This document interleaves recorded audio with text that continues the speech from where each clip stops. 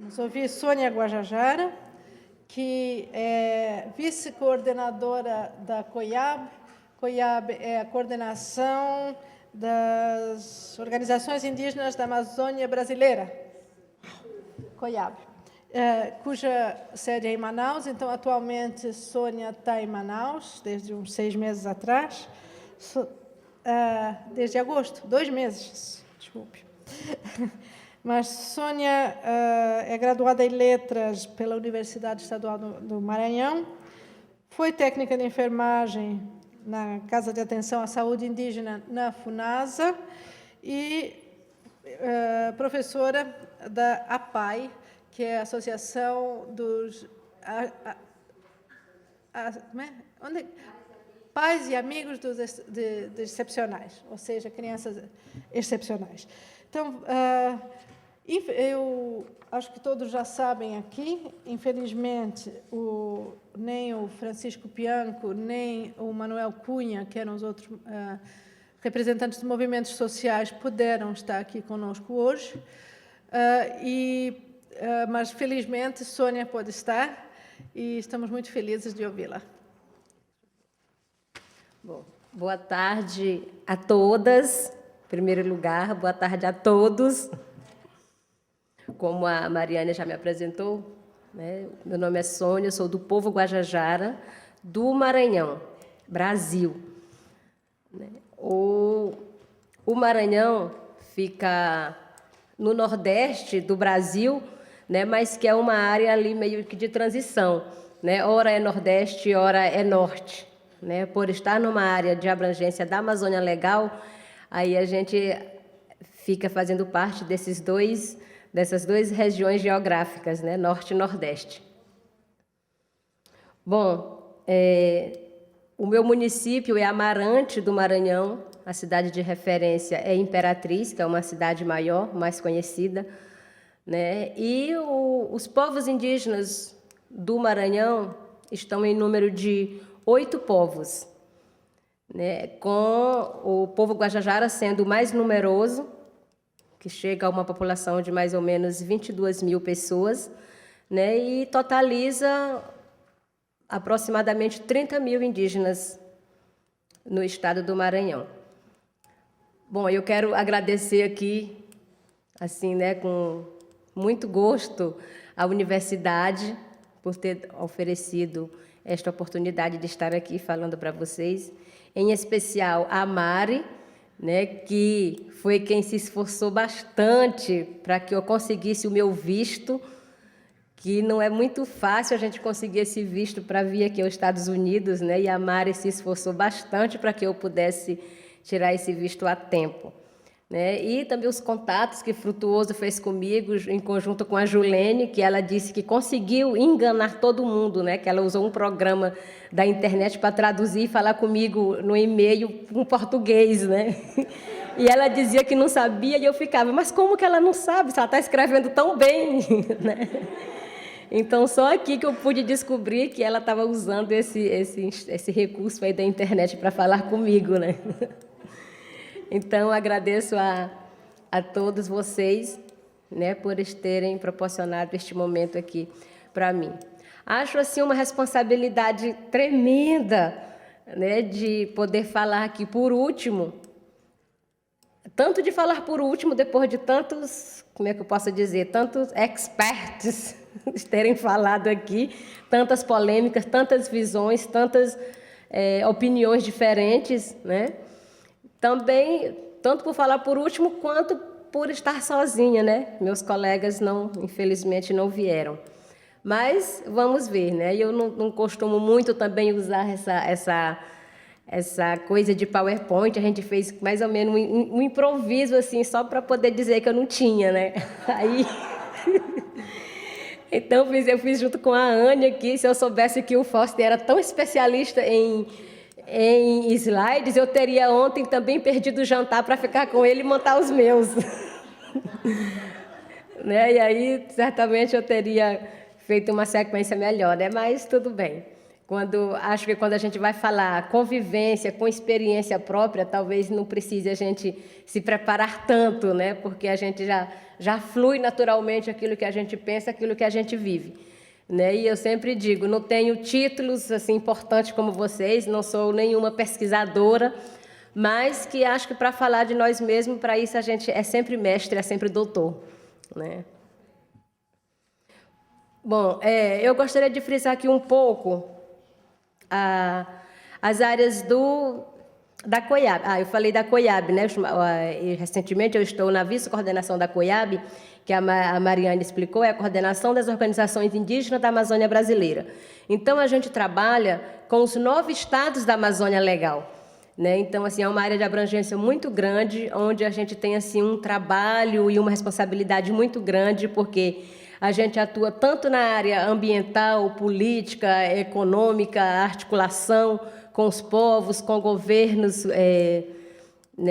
ONGs não governamentais também e governos. Então, a gente tem assim, um trabalho muito grande. Embora a gente nem sempre vê muitos resultados, mas a gente está ali o tempo todo, lutando, defendendo, né? Porque um dos principais objetivos da COIAB é lutar pela defesa dos direitos e interesses dos povos indígenas da Amazônia. Então, a gente sempre procura estar ali junto, né? Procurando garantir esses direitos. Então, a COIAB, como vocês podem ver ali no mapa, né? Ela está nos 9 estados de toda a Amazônia. Essa área verde é a área das terras indígenas, né? E essa área amarela são as unidades de conservação. Então, como vocês podem ver, a área verde, onde estão as terras indígenas, também ainda é a área que mantém maior preservação ambiental, né? E aqui, lá embaixo, né, ali no outro mapa, está a região amazônica, vocês veem como ela está ainda bem verde, né? E logo ali acima está um pouco do Maranhão e Pará, onde tem as terras do Maranhão. E logo ali onde está sinalizado um pouco do amarelo, né, eu queria frisar aqui a situação do povo Auaguajá, que é um povo do Maranhão, que ainda é seminômade, né, e assim um pouco que isolado. A gente ainda considera como um povo isolado, porque eles vivem basicamente da coleta, né? Então, estão em número de mais ou menos 300 pessoas e que correm sério risco de serem extintos, né? Exclusivamente pela invasão de madeireiros e a expansão do agronegócio. Então, para eles, né, para este povo, Berta, né, é totalmente viável a proposta de REDD, porque eles querem muito que mantenha essa floresta em pé, que se preserve a floresta, né, porque é da floresta onde eles tiram toda a sobrevivência. Então, toda essa ameaça que eles vivem, né, vem devido a essa falta de políticas que garantam essa sobrevivência, né, livre e natural dentro da floresta. Tá, então, no Maranhão como um todo, apesar de nós termos todas as áreas, todas as terras indígenas demarcadas e homologadas, ainda sofremos muito com esse grande processo de invasão, né, por conta dos madeireiros ilegais, como eu coloquei, né, e a expansão do agronegócio. Até acho que uns 5 ou 8 anos atrás, quando se tinha a garantia da terra demarcada, parecia uma tranquilidade muito grande para os povos indígenas, né? Hoje já não é mais assim. A gente ter apenas a terra demarcada ou homologada não significa que estamos protegidos, porque, como acontece no Maranhão, acho que também não é diferente para o restante da população indígena, né? Nós sofremos grandes ameaças e até assassinatos dentro da própria terra. Então, assim, a gente não tem mais hoje tanta segurança, não temos mais hoje, né, a liberdade de ter uma vida tranquila, de ter uma vida totalmente saudável, né, dentro da própria casa, né, que é mesmo dentro da área demarcada. Então, a gente sofre muito com essa questão das invasões, né, e da expansão do agronegócio. Bom, como disse a Berta ainda, né, assim, eu acho meio que estranho a gente vir aqui, tipo, falar 20 minutos. Agora me deram 30, né, porque meus colegas não vieram. paga passagem tão caro, uma passagem um absurdo, né? Um hotel caríssimo e restaurante também muito caro, onde paga muito e come pouco, mas mas a gente tem sempre assim esse cuidado, né, de estar controlando o tempo. Mas mesmo assim, apesar de que a gente tem o tempo limitado para falar, acho que a gente ainda fala muito, né? Porque a gente fala e acaba que age pouco, né? A impressão que a gente tem é essa: a gente fala muito e age pouco. Se não controlasse o tempo, acho que ainda seria muito pior, né? Que a gente falaria muito mais. Bom, gente, então, quando eu falo aqui da questão dos madeireiros legais, dos indígenas que precisam da floresta em pé, que precisam de estar lá, de garantir essa sobrevivência, eu não quero colocar aqui os indígenas nessa condição de coitadinho, de incapaz, né, de índio só é índio se tiver pintado, se tiver usando pena, se tiver morando no mato, né? Não é isso, a gente precisa manter sim, acho que precisamos manter a cultura viva, manter as tradições, precisamos manter a relação com nossas origens, precisamos manter essa vida, né, na aldeia, porque é isso que nos faz ser um povo diferente.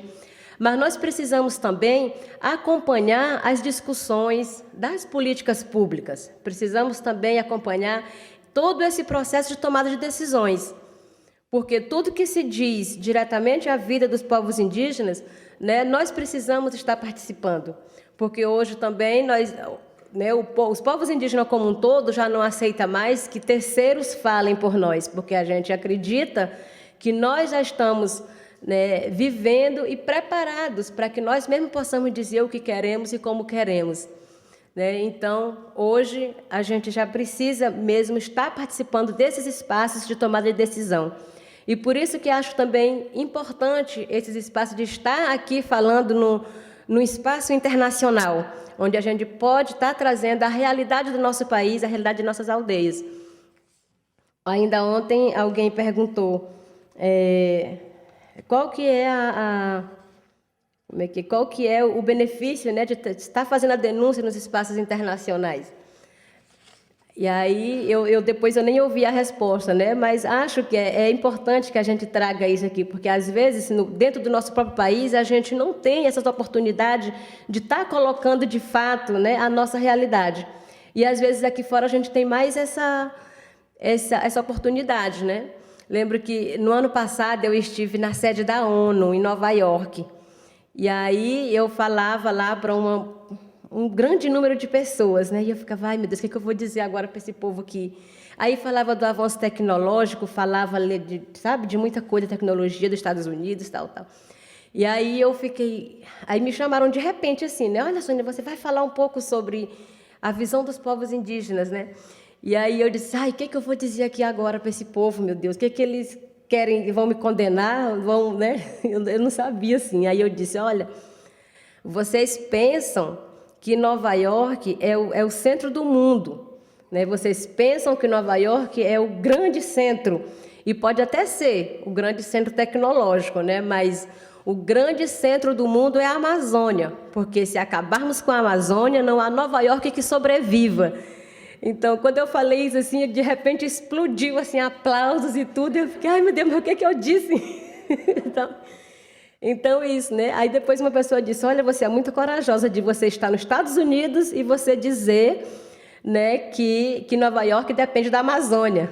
Então, eu fiquei assim, realmente, depois a gente começa a pensar, né, que realmente, assim, a Amazônia tem uma visibilidade muito grande. A Amazônia é o que mais aparece, né?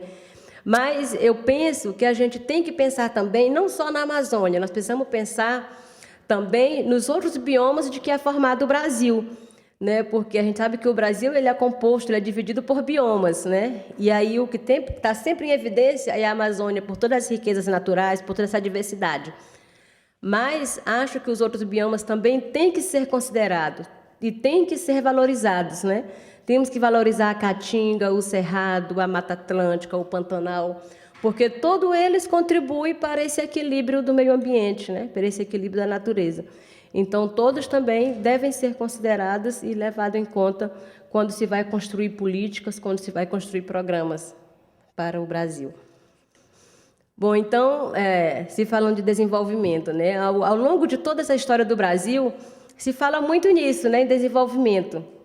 Desenvolvimento rural, desenvolvimento econômico, desenvolvimento tecnológico, e aí mais para cá veio se falando muito em desenvolvimento sustentável, né? E aí logo mais para cá ainda começou a se falar muito no etnodesenvolvimento.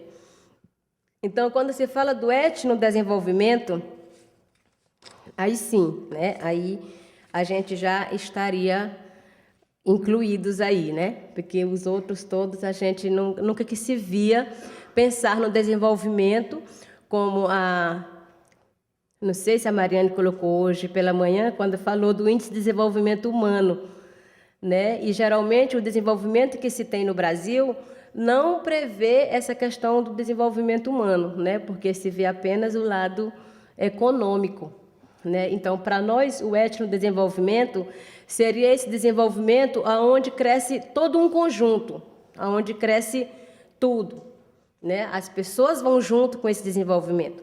E esse etnodesenvolvimento está baseado principalmente nos princípios da autonomia, do respeito e da autodeterminação, né? Então, para nós, isto seria o etnodesenvolvimento.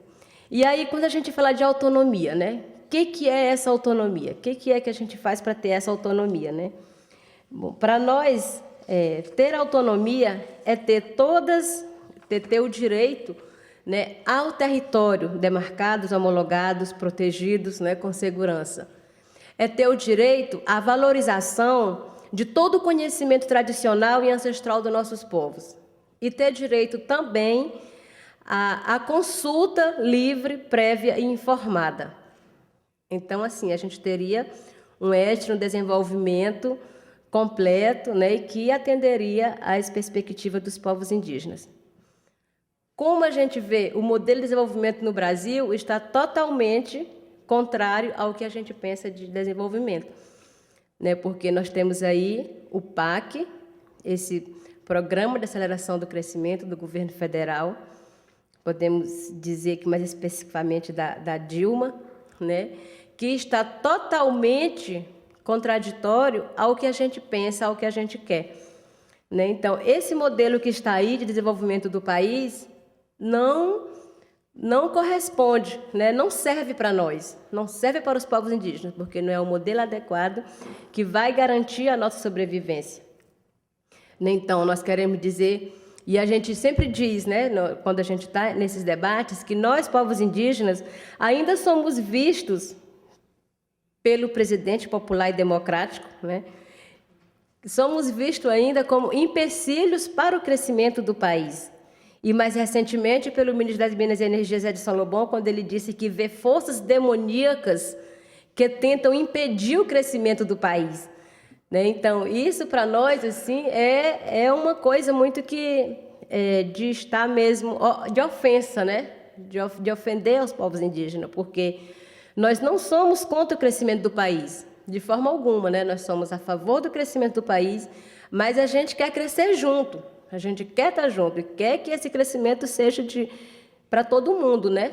Não apenas para enriquecer poucos e empobrecer muitos, né? Então, a gente é favorável ao crescimento do país, mas somos contrário ao PAC, porque é o modelo, né, que a gente sempre reafirma que não serve para nós.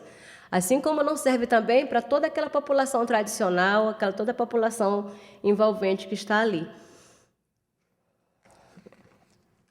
Bom, então, com todos esses direitos, né, que a gente colocou sobre o etnodesenvolvimento, é que a gente teria essa garantia, né, essa soberania de sermos reconhecidos como povos diferentes, como populações diferentes. E quando a gente diz que quer ser reconhecido como populações diferentes, não é que a gente quer ser reconhecido e ser valorizado por ser indígena, mas porque a gente é uma população, né, uma boa parcela da população brasileira que contribui muito para a riqueza da sociodiversidade do país, né, a riqueza cultural, a riqueza étnica, né, para toda essa riqueza, essa diversidade que existe no país, que é o que mais faz o Brasil um país bonito, um país diferente, né? Então, a gente sabe que nós contribuímos para isso, por isso que queremos ser reconhecidos como povos, né? E aí muita gente ainda pergunta para a gente, mas por que você quer ser chamado de povos indígenas e não de índio? Por que chama índio, né, e indígena? Né? Porque, para nós, assim, índio é você colocar tudo no mesmo lugar, tudo no mesmo saco, né?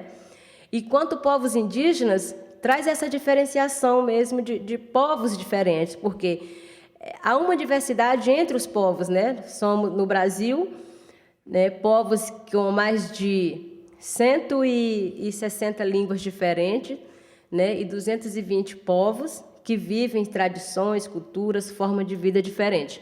Então, por isso é que a gente sempre, né, prefere, né, e queremos ser tratado de povos indígenas e não de índios. E é isso que nos faz também fazer uma diferença entre terra e território, né? Porque quando a gente fala assim, a terra indígena, a terra, né? Para nós a terra ainda é apenas um pedacinho de terra, um local, uma gleba, uma fazenda, né? Apenas aquele espaço ali onde tem uma privacidade, né? Tem uma coisa ali que tem um dono. Enquanto que território se considera todo um conjunto.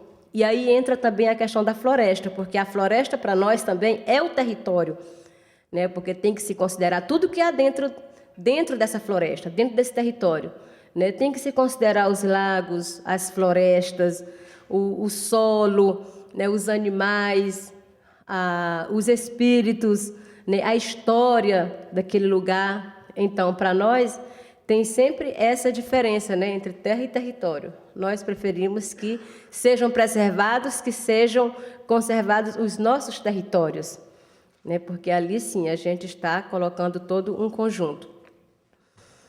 E aí, essa questão do etnodesenvolvimento, eu quero ressaltar ainda aqui, um ex-relator da ONU, Rodolfo Stavenhagen, né, que ele foi um dos grandes formuladores dessa ideia do etnodesenvolvimento. Ainda na década de 70 já se discutia essa questão do etnodesenvolvimento, né? A gente vê assim que avançou muito pouco, e mesmo que já tenha um pouco dessa discussão, mas ainda não se vê na prática isso, né?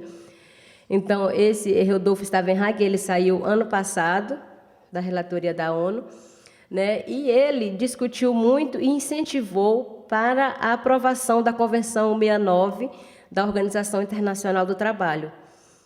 E contribuiu também ainda na Constituição de 88 no Brasil, né? Onde fez com que aprovasse aquela garantia dos direitos indígenas, né? E isso refletiu também ainda na Declaração da ONU, né? Que foi mais recentemente aprovada. Tá? Então, ele era o relator dos direitos dos povos indígenas e liberdades fundamentais, né? E a Declaração da ONU, ano passado, que os Estados Unidos não assinou, né? Vocês sabem que 4 países não assinaram a Declaração da ONU, os Estados Unidos foi um deles.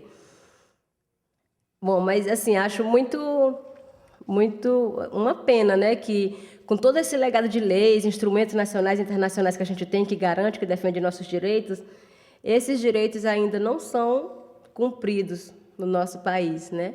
E a situação dos povos indígenas fica cada vez mais pior, cada vez mais sofrida, cada vez mais empobrecida, né? E aí a impunidade também que se tem com as ameaças, com a violência, com o assassinato dos povos indígenas, né, ainda é muito grande. Há uma impunidade muito grande, e as pessoas que fazem esses atos de violência fazem porque têm certeza da impunidade, né? Fazem porque sabem que não vão responder por isso.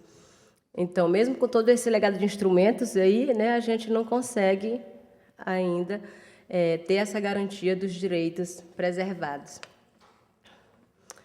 Bom, então, gente, por tudo isso, né, assim, já coloquei que a gente é contra o PAC, né, e agora vai de encontro ao que já foi colocado muito aqui, porque nós, povos indígenas, estamos discutindo um pouco da questão dessas mudanças climáticas, né? A gente já realizou alguns seminários, já discutimos, né? E estamos procurando entender um pouco, porque diretamente as mudanças climáticas têm afetado todas as populações indígenas do país, né? E aí a gente vê que isso é uma questão mundial e está afetando diretamente todo mundo, né? Mas nas áreas indígenas a gente sente isso tanto na escassez de alimentos, né, na perda da cultura, na perda dos rios, dos lagos, e tudo isso interfere na cultura, por exemplo, porque muitos rituais, muitas coisas que são praticadas dependem de ter tudo isso, né, preservado, de ter os rios, de ter lagos, de ter a floresta, e a gente está perdendo isso com muita facilidade. Como vocês viram hoje pela manhã, aí, as enchentes, né, as queimadas, várias coisas que estão acontecendo, e aí isso tem prejudicado e tem afetado diretamente a vida, né, a vida cotidiana das populações indígenas, né, dentro das aldeias. Ainda esse ano, uma amiga minha dizia, né, olha, hoje, lá na minha aldeia, já deixamos de praticar a cultura da transição, né, do rapaz, a festa dos meninos, porque se fazia dentro do lago, e hoje não tem mais o lago para fazer, né, que fazia na madrugada. Então, hoje não tem mais o lago, porque o lago secou, então a gente parou de praticar isso, porque já não tem mais o espaço natural que seria utilizado para fazer... Ai, meu Deus, quando eu vejo esse papel aí, eu me perco. Eu esqueci o que eu estava dizendo. Então, a gente vê que as mudanças climáticas afetam diretamente as nossas vidas, né? E aí, mesmo com tudo isso, né, a gente tem defendido essa proposta de rede.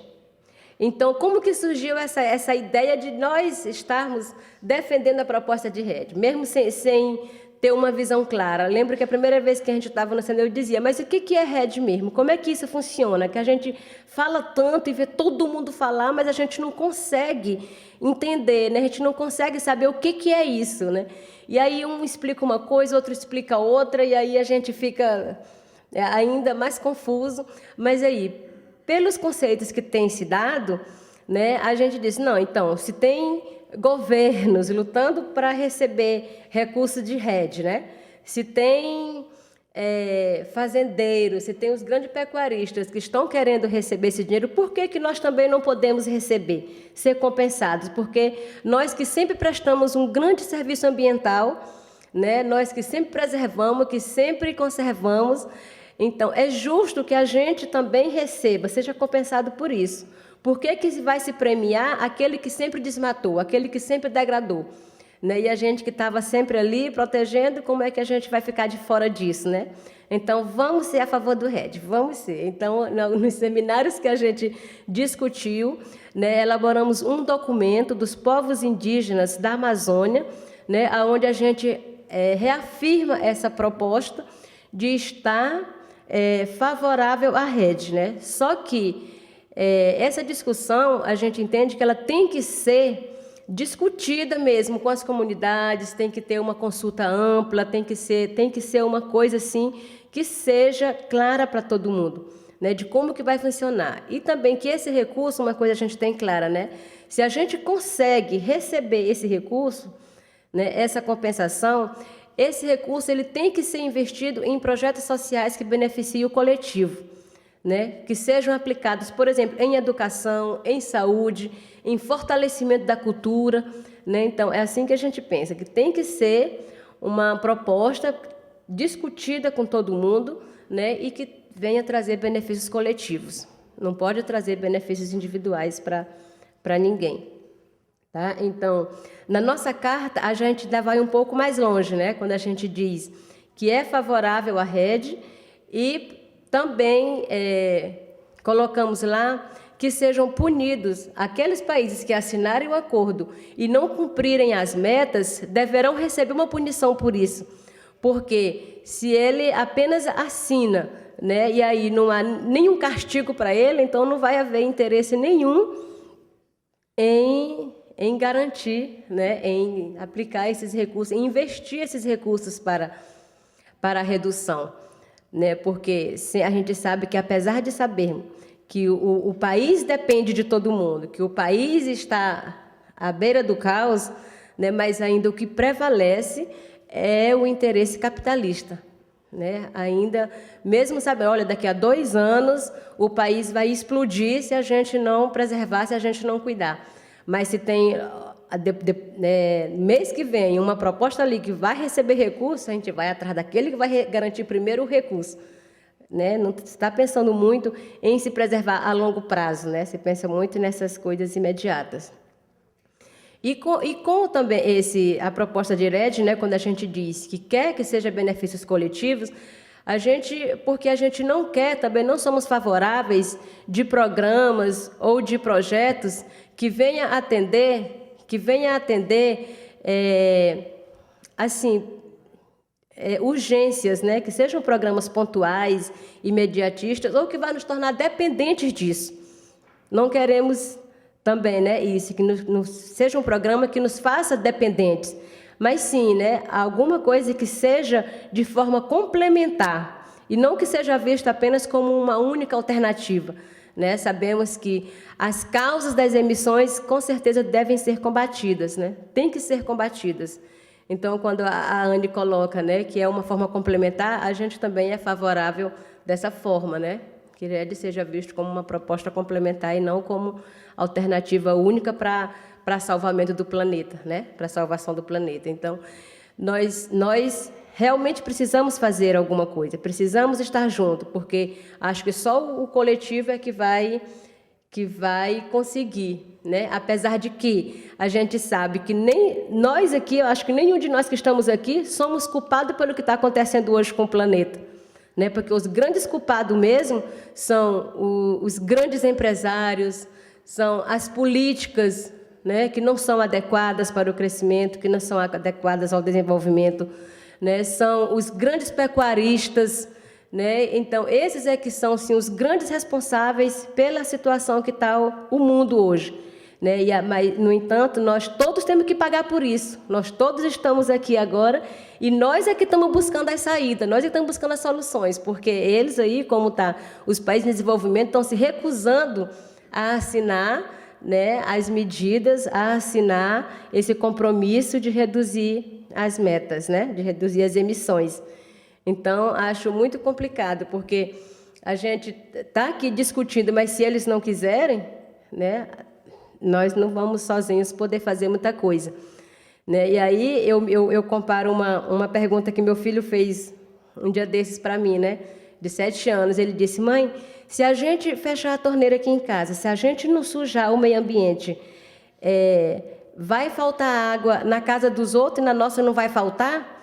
Né? Se a gente conseguir economizar aqui em casa, aí nós vamos ter água, né, aqui em casa, só na nossa casa, e os outros não vão ter. Né? Aí ele dizia: não, meu filho, se faltar, vai faltar para todo mundo. Ele: então por que eu vou ficar sozinho fechando as torneiras, né, e ficar juntando lixo no meio da rua, ficar dizendo, por que eu vou ter que fazer isso, né? Aí eu dizia para ele: olha, nós vamos ter que falar com todo mundo, você vai ter que falar com os coleguinhas na sua escola, dizer que é importante preservar, dizer que a gente tem que contribuir, né, para a preservação do meio ambiente, nós temos que fazer isso. Aí ele disse: ah, mãe, então eu acho que eu não quero me casar. Aí eu dizia: mas por que você não quer casar? Ele dizia: porque eu não quero ter filhos, né? Ele dizia: eu não quero ter filhos. Aí eu: mas o que tem a ver o casamento e filhos? Aí ele disse: não, mãe, porque eu li no jornal, bem assim, né, que daqui a 30 anos vai faltar água. E eu não quero que meu filho passe fome, eu não quero que meu filho passe sede. Então, eu não quero me casar, sabe? Então, eu comparo isso que ele disse para mim com esses países também ricos, né? Que se eles não aceitarem, se eles não contribuírem para isso, para as reduções, então nada vai adiantar que eu proteja, que eu economize só na minha casa, né? Tem que começar também por aqueles que sempre emitem mais, que sempre poluíram mais. Tá? Bom, então, 1 minuto, né, para concluir. Eu quero dizer aqui que nós também somos... Deixa eu ver aqui, que essa parte aqui eu escrevi tudinho, né? Que nós, né, povos indígenas, lutamos para que se sejam aplicadas políticas públicas adequadas, que sejam construídas em conjunto com os povos indígenas, populações tradicionais, considerando os biomas de que é formado o Brasil, né? E que somos também totalmente contrários à construção da BR-319. Então, vamos formar uma parceria, viu, Jorge, para que a gente possa fortalecer esse movimento contrário à construção da BR. Tá? E que sejam também implantadas políticas econômicas sustentáveis para a floresta e também para a sua conservação. Né? Para nós é importante que se mantenha a floresta em pé. E quero ainda aproveitar aqui o espaço, né, e manifestar o meu repúdio à autorização dada pela FUNAI, né, que é a Fundação Nacional do Índio, para a construção da usina hidrelétrica de Belo Monte, né, e que, mesmo sabendo que vai causar impactos, né, diretamente, né, impactos ambientais e sociais, mesmo assim foi autorizado e ainda até o dia que eu vim, né, tinha 300 lideranças indígenas lá, junto com toda a população em volta, né, lutando, protestando, manifestando lá, né, tentando impedir a construção dessa usina. Claro que a gente sabe, já foi até colocado aqui, né, que o PAC é uma realidade e eles vão fazer de qualquer jeito, mas a gente precisa também continuar manifestando, porque senão aí é que o negócio piora mesmo, né? Bom, então quero ainda aqui também continuar, né, manifestando o nosso repúdio, a nossa indignação contra o PAC, que esses grandes empreendimentos é uma afronta à dignidade, né, de uma boa parcela da população brasileira. E, por fim, né, dizer que o Brasil precisa sim crescer e que somos favoráveis a esse crescimento, mas ele precisa crescer e levar seu povo junto, né, e não abandonados à mercê da própria sorte. Bom, acho que o meu tempo terminou, né? Eu agradeço a atenção de vocês e me desculpe se eu fiquei muito assim, falando de forma não muito ordenada, mas eu tenho essa dificuldade mesmo de ordenar assim as ideias, né? Mas o importante é que vocês tenham entendido a mensagem. Muito obrigada. E acho que agora vou chamar todos para a mesa, inclusive você, Sônia, então você vai ter que voltar. E vamos chamar todos para a mesa para uma discussão agora ampla, né? Todos os que já falaram aqui. Espero que sejamos menos numerosos do que os que estão na sala, mas vamos aqui nos reunir de novo para um debate geral sobre as questões que viemos tratando até agora. Então, por favor. Eu acho que talvez uma forma de começar seria retomar um pouco uma questão que ficou... Duas questões, eu acho, que da primeira mesa, que pelo menos eu tinha vontade de perguntar na hora e o tempo já não era... de colocar na hora e o tempo não era suficiente. Uma é ainda a questão da 319. Um pouco em relação ao que a Berta havia colocado para o Philip, no sentido das alternativas,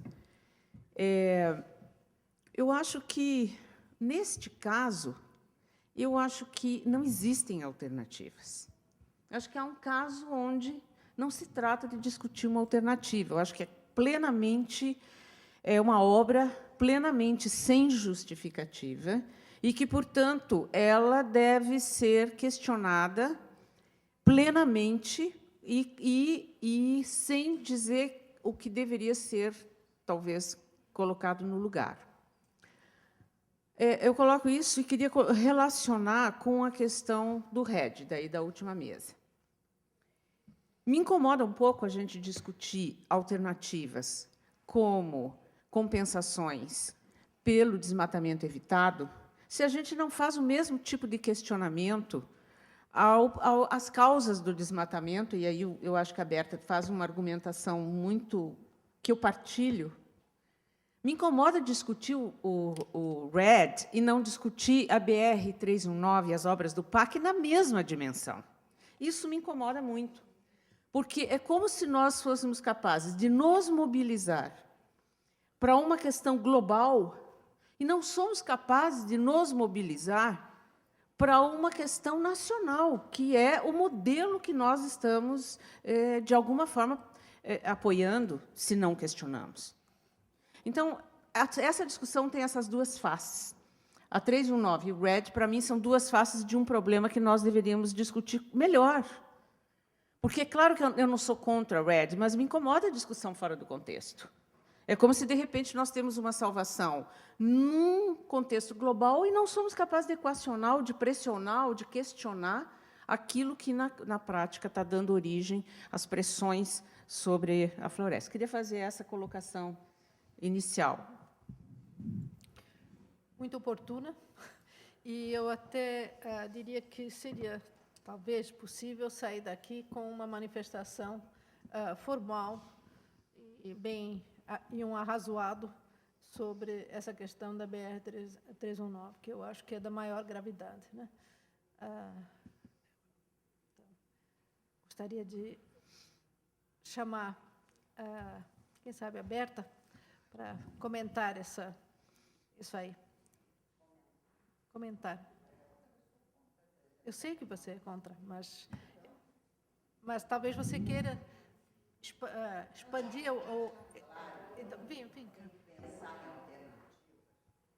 Não é para a 319. Acho que a 319 não deve ser feita. Inclusive, no coração. Meu coração, uma flechada no coração. Eu acho que ela não deve ser feita. A 319 não tem menor justificativa. Quando eu digo que tem que pensar em alternativa, não é para a 319. Eu entendi que você tinha falado que De era jeito 319. nenhum. Então, foi bom, eu gostaria de explicar. Entendeu? Eu digo assim, porque tem PACs, tem IRSA, tem...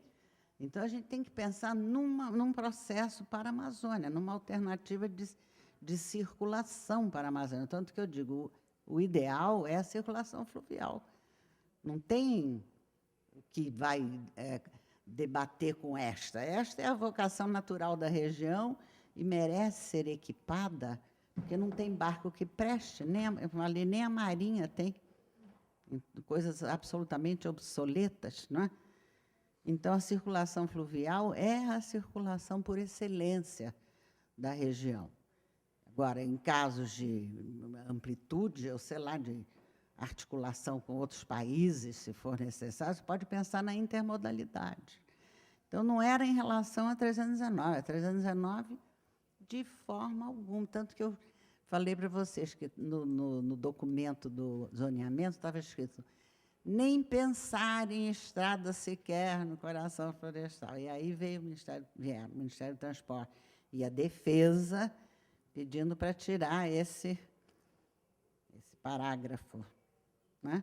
Mas o que estava escrito era isso, nem sequer pensar em fazer estrada no coração. E saiu o parágrafo.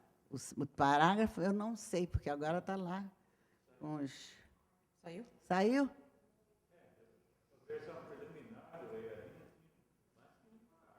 Não é o EIA-RIMA, não. Não estou falando do EIA-RIMA, estou falando do macrozoneamento. Do zoneamento.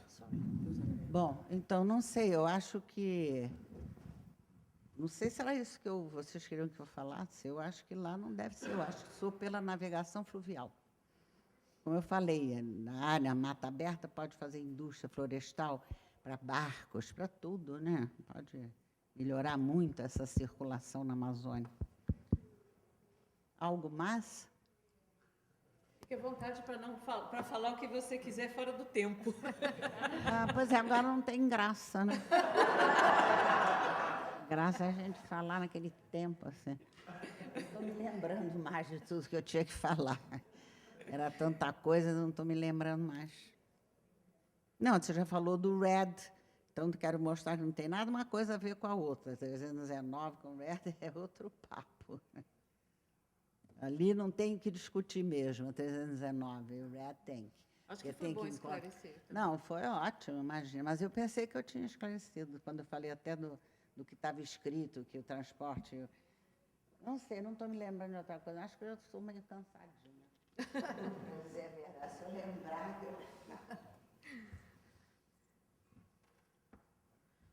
A palavra está aberta.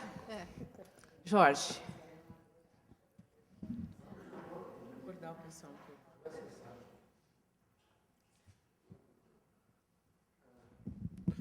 Bem, primeiro eu queria agradecer a todas e todos que colaboraram. Para mim, nesses 2 dias foram muito bons, que consegui consumi, com certeza, a maior parte do meu tempo refletindo um pouco sobre as alternativas que nós devemos buscar e implementar imediatamente para que a Amazônia possa viver uma fase nova e possa entrar, de fato, nesse novo século. E a gente sair do século que... Parece que a gente não sai desse século passado, ainda estamos lá. Pegando pela 319, e aqui não quero provocar, mas se nós olharmos hidrelétrica, que é um grande projeto, hidrelétrica do Madeira, você vê que ali já tem um esforço que muda bastante o tipo e a modelagem de grandes hidrelétricas na Amazônia no século passado e desse século. Você usa uma tecnologia que eu digo que reduz bastante os impactos ambientais. Cota de cheia de rio, um tipo de turbina bulbo que fica na água, aproveitando a velocidade do rio, sem grandes quedas. Mas quando a gente... Eu estou falando isso do Madeira, não é para polemizar, mas quando a gente pensa transporte, eu acho que a gente não avançou nada ainda. O desenho, a modelagem de transporte na Amazônia é tão atrasado quanto era 20 anos atrás. A 319 é a reprodução de algo que a gente sabe que não dá certo, né? E o pior, numa região onde ela, de alguma maneira, perde a necessidade, porque tem uma hidrovia, ela é paralela a uma hidrovia, é só olhar no mapa. Então, é uma falha dupla, porque, primeiro, que não vale o argumento de romper com o isolamento, porque não tem isolamento. Tem transporte aéreo, que é muito eficiente na Amazônia, que são longas distâncias, e se a gente quer encurtar essa distância, o transporte aéreo é eficiente, é uma coisa importante, precisa ampliar mais a malha aérea, porque também ele é um pouco mais compatível com um menor impacto ambiental, do ponto de vista de uma intervenção territorial. E você tem logo a hidrovia, que disputaria talvez com ferrovia, mas a hidrovia, por ser parte da região, ela tem uma vantagem comparativa tremenda. Então, a 319 está errada sob todos os aspectos. E dificilmente alguém consegue fazer um estudo de viabilidade econômica dela, mostrando a necessidade dela, a não ser capricho, interesse político paroquial. Porque, se for nacional, já também não alcança. O que eu queria pôr aqui dois aspectos. Um, falando que eu acho que é uma coisa que nós devemos considerar nesse século agora, que está tendo uma mudança de comportamento nos consumidores. Você veja o filho da nossa companheira, que acabou de um filho dela fazendo um papel de consumidor, querendo discutir, vem cá, como é que fica a água, como é que não fica a água. Estou falando de alguém que vive lá na Amazônia, nas condições que nós vivemos. Então, está tendo uma mudança de comportamento bastante importante, na minha percepção, no padrão de consumo nosso. Alguns já estão praticando um novo padrão de consumo, outros, teoricamente, estão absorvendo, outros estão com preocupação. E isso, eu acho que passa a ser um aliado quando a gente tem a discussão de uma economia nova para biomas complexos como a Amazônia. Então, isso, acho que, se a gente leva em conta, pode ser um aliado importante. Pode ser um aliado importante. Estou falando isso, e depois eu espero lembrar um último detalhe que está envolvido um pouco do RED e outras coisas, que é uma tese que eu tenho para que a gente possa ter também uma remuneração direta a partir do uso de recursos naturais na região. Por exemplo, eu tenho defendido, junto a algumas autoridades do governo, e todas recebem bem, mas não implementaram, que, por exemplo, uma hidrelétrica do Madeira, se resolver, vamos supor que a gente consiga ter um arranjo que resolva ou minimize os impactos ambientais, a gente possa ter um aproveitamento de um potencial de um recurso nosso, que é o recurso hídrico. Então, de alguma maneira, a Amazônia passa a ser algo que se vincula mais diretamente ainda com o desenvolvimento do país. Então, isso eu não acho ruim, eu acho bom. Não é só assim, não, nós temos que preservar a Amazônia, porque isso... Não, mas nós podemos usar alguns recursos que a Amazônia dispõe para o país melhorar, e aí eu digo, e as populações locais? Como é que a gente podia melhorar também? Eu acho que qualquer empreendimento, resolver da parte do impacto ambiental, a parte social que possa ter, e também tendo viabilidade econômica, eu acho que a gente tinha que ter, nesses empreendimentos também, um outro elemento, uma outra variável, quer dizer, como as populações locais se beneficiam também desses empreendimentos. Eu tenho defendido que acho que o Estado de Acre e Rondônia deveriam ser sócios por conta do uso de um recurso que é o nosso rio. A gente tem lá o Abonã, que forma ali. Então, se a gente tivesse uma participação, você teria ali uma fonte de recurso também, sem prejuízo dos royalties que Porto Velho pode receber, sem prejuízo da gente dirigir uma parte desses recursos para que não aconteça como acontece em outras regiões, que os royalties estão ali, mas é uma coisa desgarrada e termina que vira pagamento de funcionário público, vira uma série de outras coisas. Então, para mim, esse é um aspecto interessante que a gente podia ter, ampliar sempre e transformar a remuneração no uso de recursos, sejam eles quais forem, as concessões de florestas públicas, que é uma modelagem interessante. Por que não também ter um X que você faz uma remuneração direta para as populações que vivem lá ou naquela região? Você pode, inclusive, fazer... Isso era um aspecto. Aí vou voltar aí para o último, que é em relação à mudança de comportamento. Então, uma coisa simples. O Mauro trouxe a história do feijão, lá de Cruzeiro do Sul. Nós estamos nos deparando um pouco com isso. De fato, eu sou um traficante de feijão lá de Cruzeiro do Sul.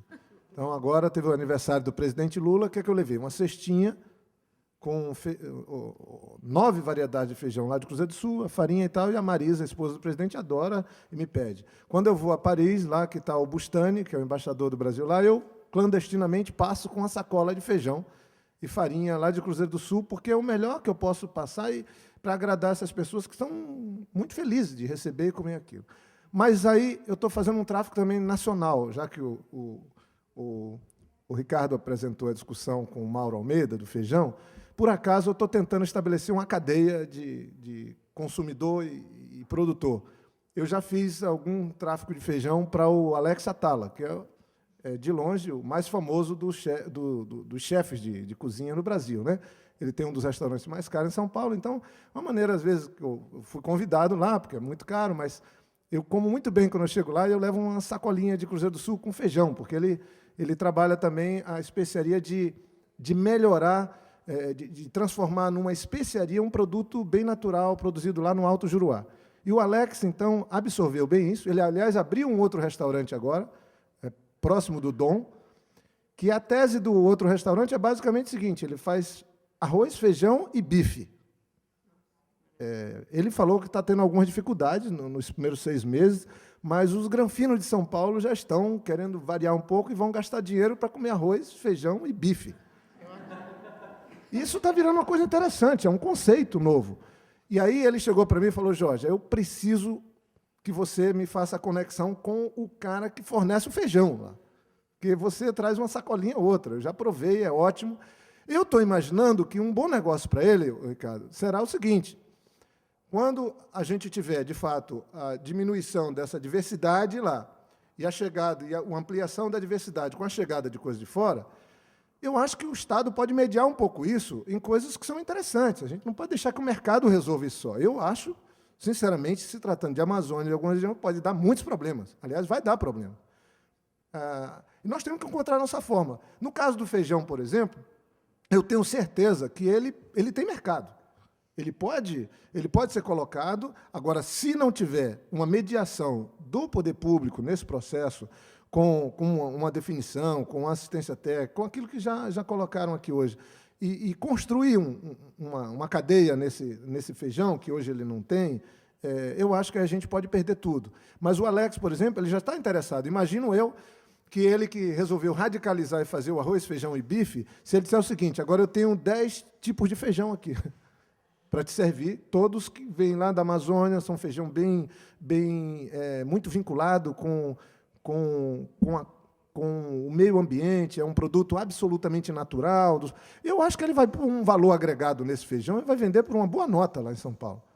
O que nós precisamos é fechar essa cadeia. Não pode ser uma coisa, como a professora Berta coloca muito claramente. Ou a gente dá um grau de organicidade nessa história e cria cadeias produtivas na Amazônia, ou então nós vamos ficar vivendo em função de peninhas. Então, acho que, no caso do Acre, nós estamos vendo esse desafio de começar a viver isso. E aí, Ricardo, eu acho que o Mauro tem razão quando ele coloca um pouco isso, que nós podemos identificar alguns temas. Eu, particularmente, tenho defendido, e o que as teses apresentadas pela professora Berta aqui, eu acho que ainda bem que estão confirmando o que a gente está tentando. Por exemplo, na Floresta Aberta Acreana, nós estamos implementando fortemente indústrias florestais, como disse aqui o Esmeralda. Nós estamos com uma fábrica, a maior fábrica de piso da Amazônia hoje é lá no Acre. E, lamentavelmente, é uma fase que nós estamos vivendo. Eu vi falar que essa universidade aqui foi feita pelo Rockefeller. Tem outras que foi feita pelo governo. Lá no Acre, a indústria mais importante de piso, as duas foram feitas também pelo governo, só que o governo não quis administrar e nem acha que tem competência. Fizemos uma concessão e empresas privadas hoje administram, vão pagar para nós, vão devolver uma parte do dinheiro, mas a gente está tentando acelerar um processo de industrialização da região. E a indústria de piso nossa está indo muito bem, como a indústria de preservativo, e agora a gente já está com a modelagem de pôr mais pelo menos 2 outras, e aí a gente criar um polo imediatamente, rápido, que absorve mão de obra das cidades, como eu falei da fábrica de compensado, que tem 500 pessoas trabalhando. Quem? Pessoas da periferia de Rio Branco, que agora trabalham, têm carteira assinada diretamente, e fora as que trabalham direto. E isso agrega um valor tremendo, e dá uma vantagem comparativa para nós sermos da Amazônia. Agora, se nesse meio tempo tem uma discussão sobre venda-vento, né, que o mundo está colocando de compensação, eu sempre fiquei um pouco preocupado quando você põe a área indígena, aí entra uma série de outros fatores, mas eu acho que nessa fase agora que nós estamos vivendo, nós temos que trabalhar, discutir um pouco isso, fazer ajustes, fazer correções, mas, essencialmente, aquilo que foi dito aqui pela professora Berta, de novo, nós não temos uma proposta e temos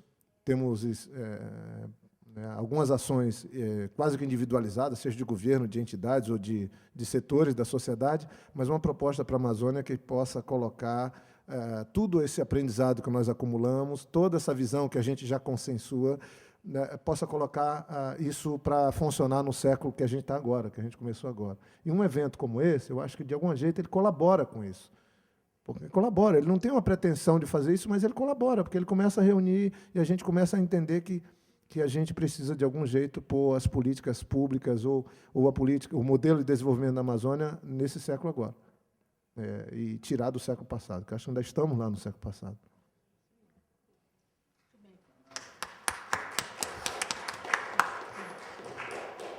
Felipe, depois o... Eu quero me inscrever. Mané. Depois. Deixa eu voltar um pouco para o que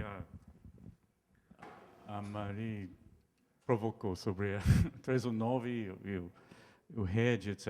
É mais ou menos o que eu falei na palestra, da inconsistência entre fazer 319, etc., e, ao mesmo tempo, o governo dizer que quer diminuir 62% de desmatamento, presumivelmente só com assim, fiscais de IBAMA, etc. Mas também, fazendo só com rede, não consegue. Se continua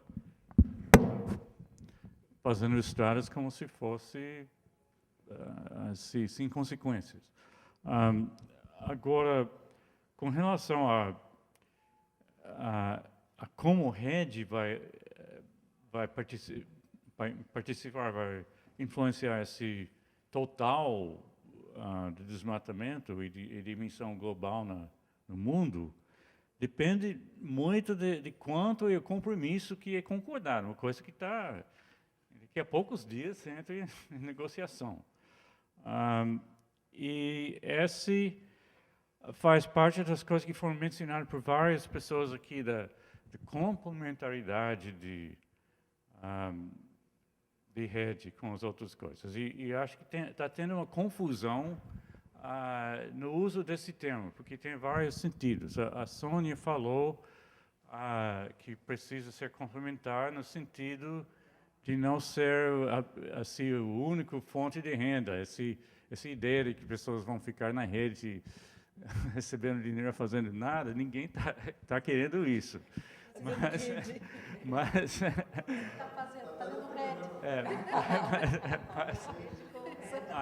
a Manuel estava querendo, né? Mas pouco, não? Gostar da aposentadoria. Mas a grande parte do uso, do polêmica sobre isso no debate sobre carbono, é complementar os outros compromissos, quer dizer, os países ricos, e ser complementar de reduzir X as emissões da queima de combustível fóssil.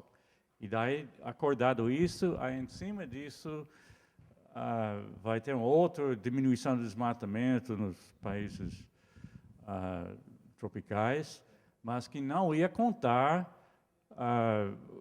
contra essas emissões dos países industrializados. Quer dizer, não ia ser um comércio onde dava para vender crédito de carbono por reduzir o desmatamento que pode compensar contra a emissão dos outros países. Esse realmente é um grande ponto de debate, etc., sobre essa aí, e fica chamando de complementaridade. E eu acho importante explicar que é natural que se tenha diferentes posições sobre isso. No momento, é natural que tenha, mas que a posição do Itamaraty não é natural, pelo menos nesse sentido. Mas, no caso, na Europa, é quase um dogma assim, de que esse é terrível, não pode ter venda de carbono, etc. É uma coisa que tem que ser mantida à parte. Tanto os governos quanto grandes ONGs com base europeia, como o Greenpeace, por exemplo. Mas, esse é lógico lá. A ideia é que tem que fazer toda a redução das emissões dentro de casa, dentro de cada um desses países, como se fosse parte da justificação moral, etc., por causa dos pecados históricos. Mas o problema é que é muito mais caro fazer a redução das emissões, assim, um triplo do custo por cada tonelada de carbono. Então, se faz tudo dentro de casa, desse jeito, os países simplesmente não vão concordar em reduzir tanto a emissão total, porque vai ser muito caro, ninguém vai comprometer a quebrar a economia do país completamente. Então, se você... isso se coloca na pele de um político na Europa, vamos dizer, na Alemanha. Aí entra um bando de ambientalistas e diz que a Alemanha tem que gastar 10% do PIB para combate ao efeito estufa. Pode dizer, tudo bem, então vamos fazer uma fábrica de cataventos, nós vamos fazer fábrica de placas solares, nós vamos refazer a fábrica do Opel, dos carros, para fazer carros ecológicos, etc. e tal. Tudo isso cria emprego e renda lá na Alemanha. Agora, se ele diz, tudo bem, vamos mandar esse dinheiro para o Brasil para parar com o desmatamento, isso não faz nada para a economia da Alemanha. Então, vai ser contra, mesmo que tenha o triplo mais de benefício para o clima. É natural. Então, o Brasil tem que brigar para conseguir esse recurso, e não ficar cortando o valor que a floresta tem. São duas coisas diferentes. Uma é a questão dos condicionantes, de quem vai receber dinheiro, etc., que realmente tem que resolver. Outra coisa é de negar o valor e dizer que uma tonelada de carbono, em vez de valer 10, ele vale 2. Aí você está cortando o valor que poderia ser usado para todos esses problemas que a gente vem falando aqui. Então, é muito importante que seja com base do valor real do carbono no combate ao efeito estufa, e não apenas uma compensação dos custos e oportunidade. Quer dizer, compensar aquele pastagem vagabundo que teria sido naquele lugar se fosse desmatado, que tem muito menos valor do que o valor de carbono que está nas árvores, que é muitas vezes mais do que isso. Então, esse é um debate fundamental, e todo esse debate de complementaridade que está rodando agora, que vai chegar na briga final daqui a uns 3 semanas. Talvez. O Ricardo, depois você.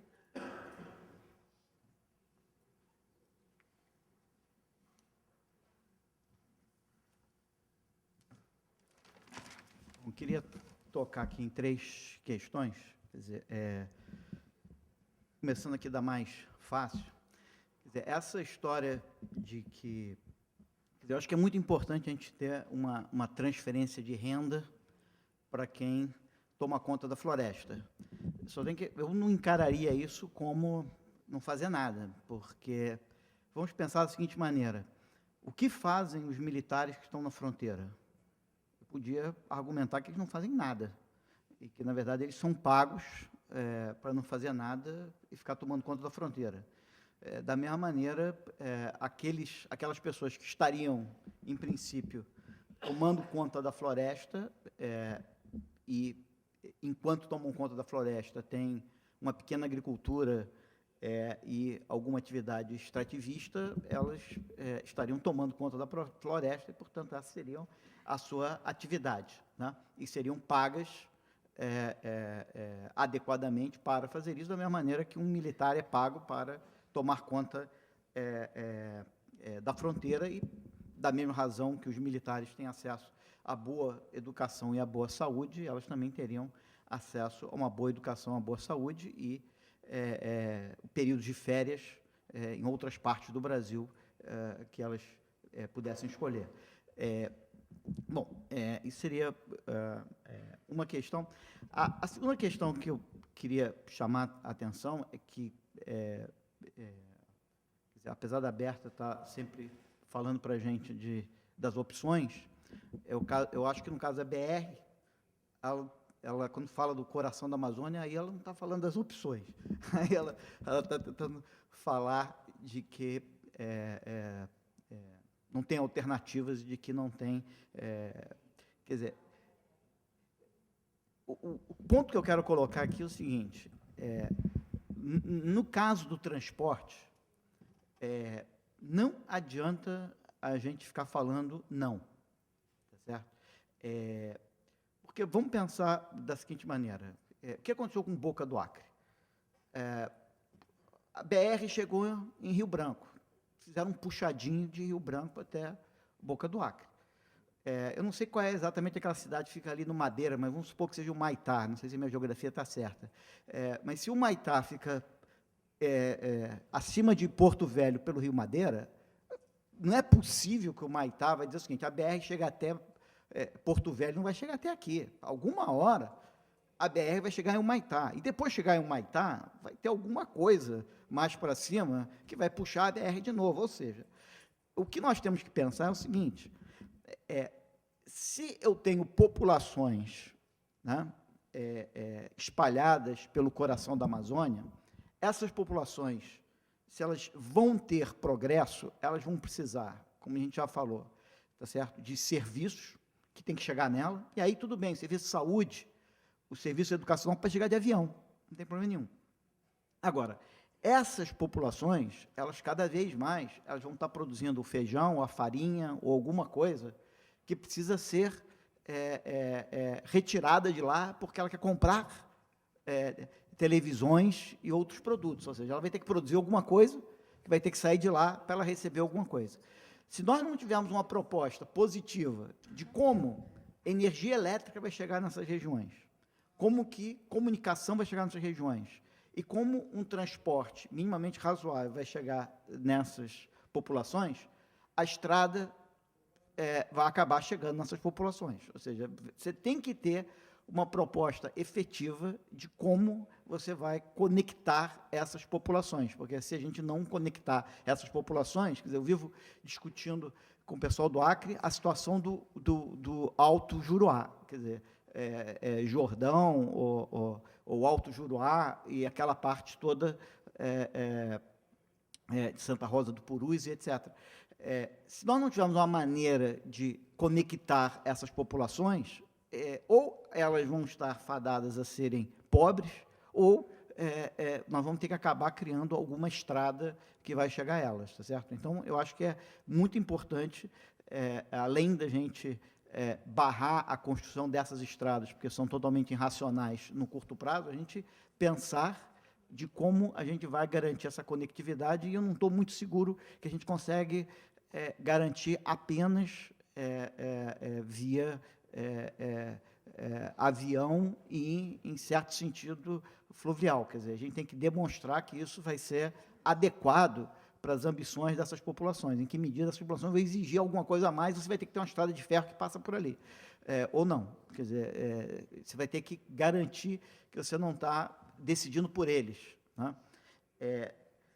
E o terceiro ponto que eu queria fazer, um pouco motivado pela história do feijão, primeiro sugerir que o restaurante seja arroz, feijão, farofa e bife. Né? Porque uma boa farofa ia ajudar, o pessoal de Cruzeiro do Sul ia agradecer a inclusão da farofa. Já está lá. Tá bom, então ele já entendeu isso, e aí Cruzeiro do Sul agradece.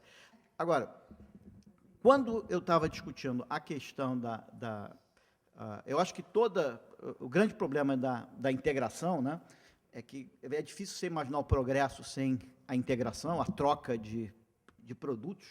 Né? O problema todo é que essa troca de produtos, esse primeiro contato, como a história toda mostra, esse primeiro contato sem a intervenção do governo é sempre problemático para algum dos lados, ou às vezes até para os dois. Então, na minha crítica e na minha discussão com o Mauro, eu não estava tentando argumentar de que a participação do Estado não é fundamental nessa integração. Então, eu acho que a integração de Cruzeiro do Sul vai requerer uma grande e cuidadosa intervenção do Estado. Mas dizer isso é a parte mais fácil. A parte mais difícil é saber como fazer isso e que hora parar. Porque essa história toda do feijão de Cruzeiro do Sul pode não ter valor econômico nenhum. Pode, na verdade, ser uma peça de museu, tá certo? Para você botar lá e, na verdade, você vai olhar, todos os feijões são muito parecidos, quer dizer, o gosto é muito parecido, e, na verdade, a vantagem econômica disso pode ser muito pequena, pode ser gigantesca, pode ser muito pequena. Tá certo? Então, a questão toda do Estado é que, como o Estado é todo poderoso, ele tem a capacidade, às vezes, de pegar alguma coisa que é completamente ineficiente e perpetuar. Então, a questão é como é que eu vou... Não é isso que a gente quer fazer. Quer dizer, não é isso que a gente quer fazer. A gente quer aproveitar aquilo que Cruzeiro do Sul tem de melhor e que tem valor para o resto da humanidade e estimular. A gente não quer, vamos dizer, preservar alguma coisa que não tem nenhum valor, exceto um valor histórico, cultural e etc., que a gente pode preservar por algumas outras medidas e numa escala muito pequena. Então, a questão toda é como que você cria intervenções públicas que respeitem alguma racionalidade econômica. E eu acho que esse é um dos grandes dilemas para o Acre hoje. Inclusive, na celebrada fábrica de preservativos que a gente apresentou aqui, me preocupa o fato de que o único cliente da fábrica, pelo que eu entendo, é o Ministério da Saúde, hoje. Se eu estou certo, não sei se eu estou certo. Mas se hoje o único ou o grande consumidor dessa fábrica é o Ministério da Saúde, me deixa preocupado. Quer dizer, se no início era o único, eu entendo, é uma estratégia de implantação, meu único cliente inicial é o Ministério da Saúde, tudo bem. Mas se eu tenho dificuldade de diversificar esse meu único cliente... Não, mas não é uma coisa específica. O Brasil é deficitário na produção de preservativo, consome mais de 1 bilhão e só produz perto de 300 milhões. E o governo tem um programa de distribuição gratuita. Então, a do Acre mais as outras fábricas não dão conta de atender aquilo que o governo precisa. Sim, mas eu digo assim... Tá, mas eu, mesmo assim, eu, se fosse o Acre, ia dizer o seguinte: ótimo que vocês têm esse déficit gigantesco, legal, mas eu quero testar minha competitividade. Então, eu não quero vender 100% para vocês, porque a hora que mudar alguma coisa, vocês enlouquecerem aí, eu não conheço o mercado. Então, eu gostaria de não só estar vendendo, eu até botaria uma cota para o governo, dizendo assim: eu só vou vender 75% para você, porque eu quero ter 25% de contato com o mercado. Então, eu gostaria de estar vendendo pelo menos 1/4 da minha produção para o mercado doméstico, ou até internacionalmente, para ter conhecimento desses outros e até poder conversar com o governo e dizer assim, ó, a minha você vai comprar mais cara, cara, porque, olha só, o meu mercado estou vendendo no mercado por tanto, entendeu? Eu posso até botar uma pressão no governo para ele poder vender mais caro, mas se ele é o único cara que compra de mim, vai depender só da minha negociação. Obrigado. Manuela, De repente eu entro... a Berta estava antes? Não, Não. depois. De repente eu entro no feijão também. A questão do valor, Ricardo, é muito difícil determinar um valor antes de conhecer. Isso é o primeiro ponto. O segundo é que a diversidade em si tem valor. Eu acho que isso é algo que já é bem conhecido justamente da área agronômica, até gostaria que a Tatiana dissesse alguma coisa sobre isso, mas o próprio fato da diversidade dentro dos cultivares é um valor em si, porque permite, entre outras coisas, renovação, se houver peste, permite, enfim, novas possibilidades se houver algum problema com a variedade principal, que é aquele feijão que se compra em qualquer supermercado. Há outras possibilidades se houver uma base genética muito maior, né? A conservação on-farm, da qual nós estávamos falando, tem uma vantagem ainda suplementar, que é o seguinte: ela coevolve, esses cultivares coevolvem com as pragas. Ou seja, aquele germoplasma que é depositado no banco nunca vai mudar, mas aquele que está no seu lugar de origem está em permanente evolução e coevolução com os agentes que o atacam. Então, há uma evolução nesse germoplasma. Então, há um valor intrínseco na diversidade, independentemente se aquele feijão em particular é melhor ou pior do que os outros. Há um valor intrínseco e eu acho que isso é uma coisa extremamente importante que ainda não está, talvez, completamente no mercado. É mais um desses casos de mercado incompleto. Eu queria voltar a um ponto que eu achei que foi extremamente importante e que não foi, a meu ver, suficientemente desenvolvido. Falou-se muito aqui de uma tecnologia e ciência do século XXI. Eu diria até do século XXII, eu acho que a gente deveria estar pensando. Nós não detalhamos o que entendemos por aí. Eu acho que, por exemplo, quanto à tecnologia, não há dúvida que, graças à internet, a distância para alguns itens foi abolida. Distância para certo tipo de informação, para transferência bancária, acabou. Não existe mais essa distância. Existe distância para outros produtos, né? O feijão, justamente, tem que percorrer um certo caminho. Eu acho que a proposta que ontem o Ricardo levantou, que ele não chegou a falar no púlpito, mas estava no seu paper, de se especializar em serviços à distância, né? E de se especializar em pesquisa, eu acho que é do maior interesse, porque justamente se beneficiar do fato que foi abolida a distância da informação, né? E que, portanto, não existe mais, não se é mais remoto quanto à informação, né? Agora, eu acho que também a gente tem que avançar um pouquinho nos arranjos, justamente, institucionais, para promover não só esses serviços, mas também pesquisa, inovação, que também foi muito falado, mas a gente não detalhou. Se o Francisco Bianco tivesse conseguido vir, ele provavelmente estaria contando para vocês o que os Achaninkas estão fazendo. E os Achaninkas são um caso muito interessante, por várias razões. Quando foi?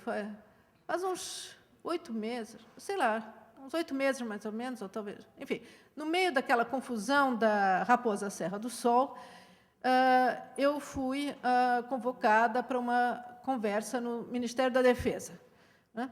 E ouvi um discurso que é um discurso meados do século XX, vamos dizer assim, de um coronel que estava lá e que me disse aquelas coisas de sempre. Os índios estão empatando, né, estão atrapalhando o progresso, são uma ameaça à soberania nas fronteiras, etc., etc. E eu tirei os Achaninka do bolso, né, carta dos Achaninka do bolso, e disse, olha, coronel, eu acho ao contrário que eles deviam, que certos grupos indígenas estão prestando serviços de fronteira. Os Achaninka tinham acabado de denunciar a invasão de madeireiros peruanos, né, que daí o exército foi lá e expulsou, né, foram os Achaninka que avisaram, que detiveram os madeireiros peruanos. E eu disse para o coronel, o contrário, devia dar uma medalha para os povos indígenas da fronteira que estão fazendo esses serviços, né?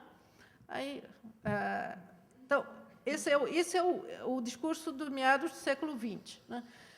Mas agora vamos passar para o século XXI. Justamente, os Achaninka são um excelente exemplo. E realmente lamento muito que o Francisco não esteja aqui, por várias razões. Primeiro, eles estão negociando com créditos de carbono. Eles estão recuperando áreas degradadas em frente a Marechal Thaumaturgo. Eles estão com um centro de pesquisa e treinamento em frente a Marechal Thaumaturgo, com dinheiro privado, que eles conseguiram da Vox Populi, e mais alguém? Do Ibope, enfim. Do Ibope, enfim. Então, enfim, um dos dois. E estão dando um exemplo, digamos, de interesse na pesquisa e na inovação. E até na extensão, porque eles estão dando aula para seringueiro e estão dando aula para quem quiser ir lá para o Yorencantame. Tá certo? Então, acho que E o mesmo Francisco, eu tive várias conversas com ele quando a gente estava planejando a malfadada Universidade da Floresta. Por quê? Vocês sabem que essa Universidade da Floresta foi pensada de um modo e acabou de outro, né? Mas quando a gente era um centro de pesquisa avançado, isso era um dos componentes, isso desapareceu, né? Era um centro de treinamento na floresta, né? Isso, tá, enfim, mais ou menos, e era uma universidade que ia usar os alunos, digamos, a pesquisa do centro de pesquisa para formar os alunos da universidade. Então, era um efeito, digamos, cascata, de certa maneira. Bom, quando eu conversei com o Francisco sobre isso e sobre as oportunidades que isso dava para os Achaninka, que podiam mandar alunos para a universidade ou para fazer pesquisa junto enfim, para serem formados como pesquisadores, e ele disse, olha, francamente, não tenho muita certeza se eu quero isso, não. Porque, do jeito que vocês estão propondo, isso é o melhor caminho para tirar gente da nossa aldeia. E, então, nós queremos um outro esquema. Nós queremos um sistema em que... E aí nós conversamos... Bom, não vou entrar agora em todos os detalhes, mas nós conversamos longamente sobre maneiras de juntar digamos, o conhecimento tradicional na aldeia, valorizando e a possibilidade de pesquisa de ponta, por exemplo, sobre secreções de animais peçonhentos, né? Coisa que é uma vocação óbvia de Cruzeiro do Sul, onde abundam os animais peçonhentos. E aí, isso era uma base de entendimento. Ou seja, havia interesse, sim, dadas certas condicionantes, em fazer um centro de pesquisa avançada com os índios. Uma beleza, só que eu acho que isso é século XXI. E esses índios têm internet, eles se comunicam por internet. Quer dizer, os Achaninka estão dando um exemplo de que isso é perfeitamente possível. Quando eles estavam discutindo como é que chama? Créditos de carbono, o pessoal do campus avançado, que se tornou o campus avançado da UFAC em Cruzeiro do Sul, né, estava discutindo que não tinha dinheiro para ir de barco até Thaumaturgo. Então, quer dizer, eram 2 patamares completamente diferentes, né? Então, acho que a gente tem que levar a sério essas possibilidades e ir para frente, e não pensar em termos de meados do século XX. Eu acho que seria muito bom que a gente pudesse avançar essa conversa e chegar a casos concretos, né? A experiências concretas. Sim. Por favor. O feijão? Está gravando.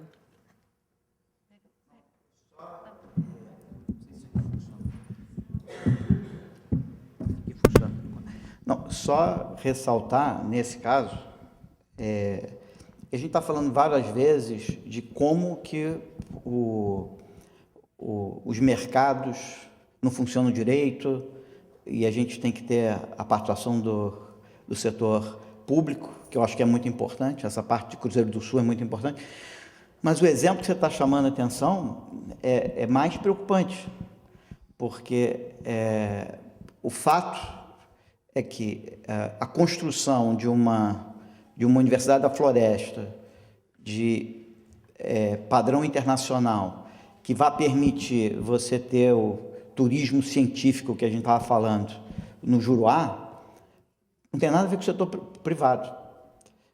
A nossa incapacidade de ter isso hoje funcionando é uma falha do setor público, tá certo? Em vez, quer dizer, é muito fácil você transformar a possibilidade de uma universidade de primeira linha se transformar numa universidade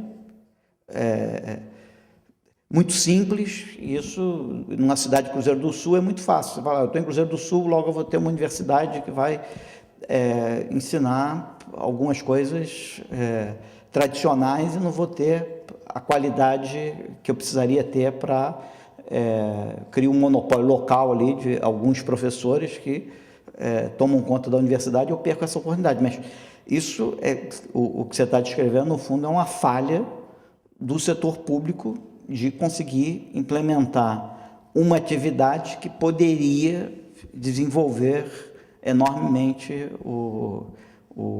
a região de Cruzeiro do Sul, não?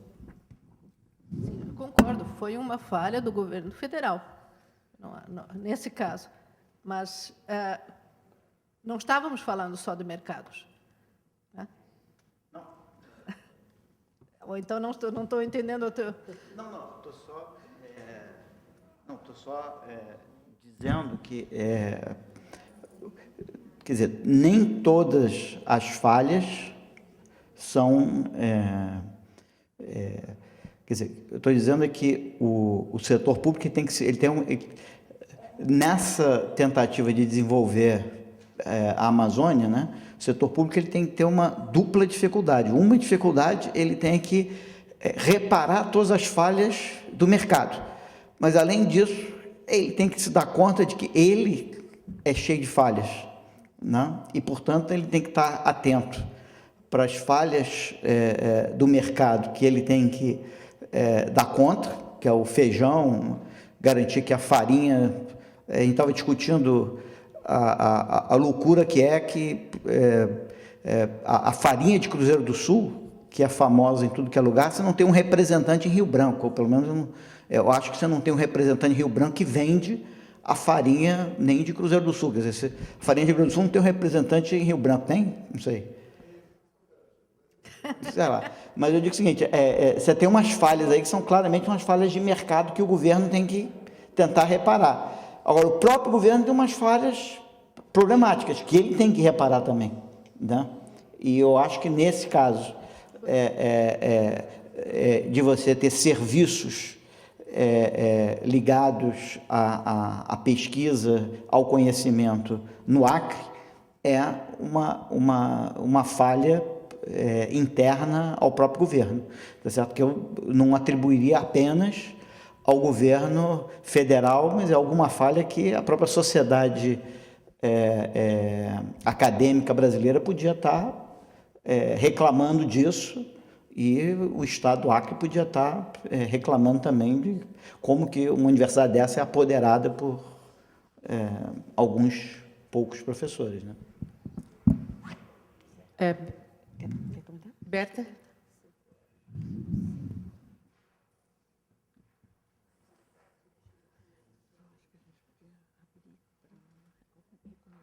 O Ricardo tem toda a razão. Eu, quando se fala do coração florestal, eu não quero ser flexível, não. Coração não pode ter alternativa nenhuma. Não pode passar uma estrada no coração florestal. Tem que ter circulação fluvial mesmo, hidroavião, sei lá, Zeppelin. Acho que a gente tem que inventar, tem que inovar, meus queridos. Vocês que são jovens aí, mas por que não? Eu não estou brincando, não.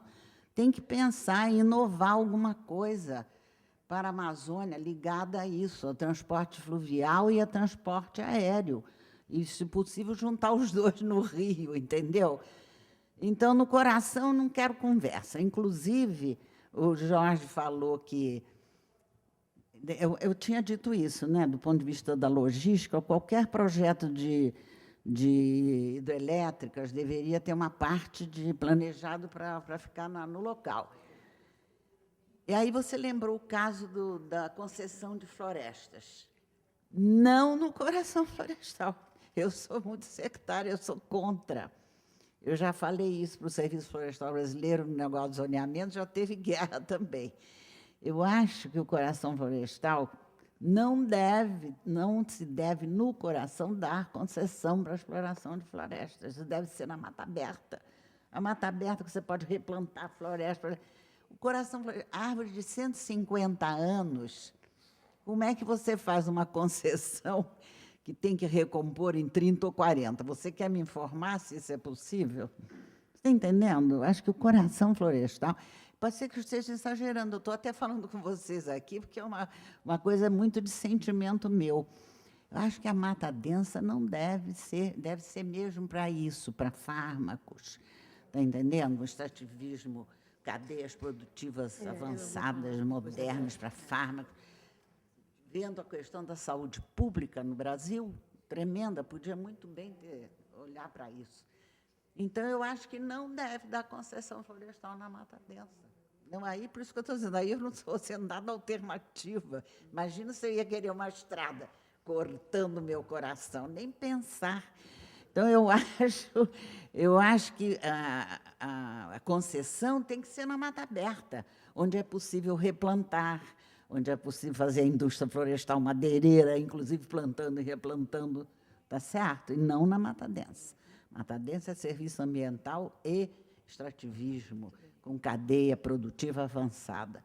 Então, isso foi uma guerrinha também em Brasília, com o serviço florestal, está todo mundo mobilizado. Eu fiz e larguei para lá, agora não sei como é que vai ficar. A outra coisa que eu queria aproveitar, que Manuela falou, a questão do desenvolvimento, naquela hora que me provocou, e eu queria dizer o seguinte: eu, no momento, eu estou gostando, estou utilizando, porque acho que concorda com o que eu penso muito,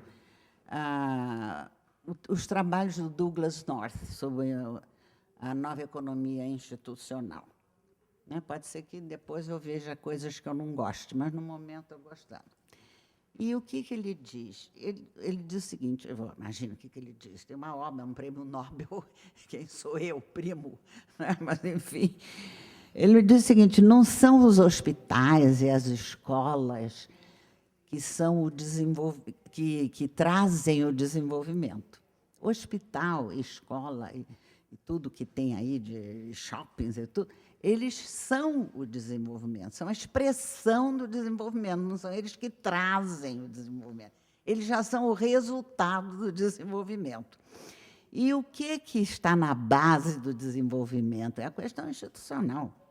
Né? São as instituições, no sentido de quê? De ter uma organização eficaz. Organização eficaz. É isso que ele dá como base do desenvolvimento. Organização econômica eficaz, organização social eficaz. E, para isso, são fundamentais as instituições, que ele chama de regras do jogo. As instituições são regras do jogo. E as organizações são jogadores.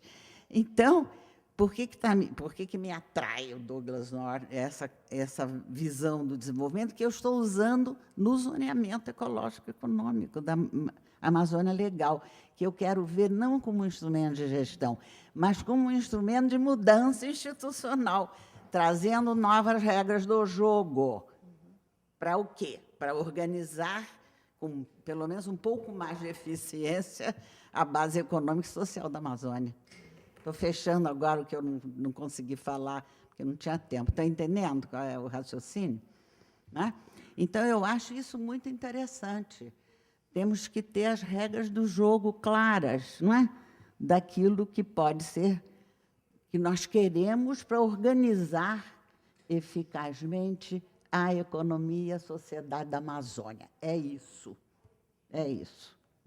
Aproveitei para responder, viu, Manuela, que você me perguntou naquela... Também. Tatiana? Alguém mais quer se inscrever, que nós vamos passar para a rodada final. Anne? Manuela me pediu falar um pouco da questão da biodiversidade, principalmente em relação à questão da conservação on-farm, que eu entendo que você estava querendo falar. Na realidade, o Brasil, principalmente a Amazônia, tem uma riqueza imensa em relação a essa conservação. Quer dizer, nós temos todas... tive que dar uma palestra lá no Senargem, no início do ano, e fiz um resgate das viagens e da realidade da Amazônia, acumulando ao longo do tempo essa riqueza, essa biodiversidade dessas espécies, tipo o feijão local, também a mandioca, que é nativa, né? Você vê que, além da diversidade já natural, você tinha a diversidade de povos na região, todas as expedições e o que veio da África, enfim. Você vê uma riqueza imensa e, na realidade, a gente está muito carente de instrumentos e de interação, de arranjos nessa linha, principalmente nessa linha de on-farm, né? Você estava comentando também da necessidade, como as iniciativas estão vindo até por ministérios não esperados no assunto. E eu acho que uma das questões que a gente poderia sair daqui é algum caminho nessa linha. Eu acho que algum caminho na questão de arranjos, pelo menos de alguns assuntos que nós estamos trabalhando aqui. E esse poderia ser um assunto, né? Eu acho que, como finalização de um evento como esse, eu acho que tem um considerável número de pessoas e até essa expectativa do que esse grupo está fazendo em Chicago, em relação a questões que estão na Amazônia, eu acho que um olhar distante, mas com esse tipo de perspectiva, esse eu acho que era um assunto que nós poderíamos tentar resgatar numa organização melhor. Nós estamos tratando de coisas mais intrínsecas, imediatas. Em relação a esse mesmo material, nós estamos, nesse momento, com a questão de mudança climática, isso toma outro tipo de dimensão. Se você olhar hoje em dia o Brasil, pela própria geografia dele, para algumas espécies, nós, com o melhoramento convencional e com o material que nós temos nesse momento, pela própria diversidade do país, nós temos material para alguma coisa ligada à mudança climática. Material na sua forma direta, quer dizer, o milho do Nordeste, que já está servindo no Sul, porque no Sul já está mudando um pouco a temperatura, e está ficando seco, o Nordeste já está servindo para o Sul. Se nós entrarmos no nível de genes, a situação é muito mais complexa e mais rica nesse sentido, porque nós temos várias expressões nesse material que são pouco conhecidas do ponto de vista não apenas de características de paladar, mas fortemente de tolerância a extremos climáticos que estão aí, quer dizer, fora o que a gente já conhece dessa biodiversidade, tem muita coisa que nós não conhecemos e que merece ser conservado. Então, acho que esse é o encaminhamento para final. Anne?